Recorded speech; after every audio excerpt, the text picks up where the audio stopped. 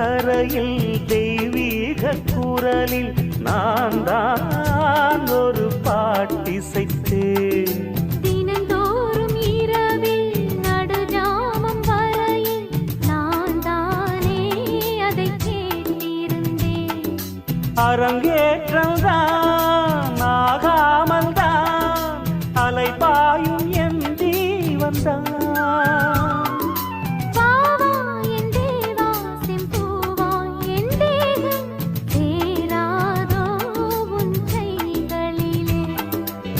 குருவாயூரப்போ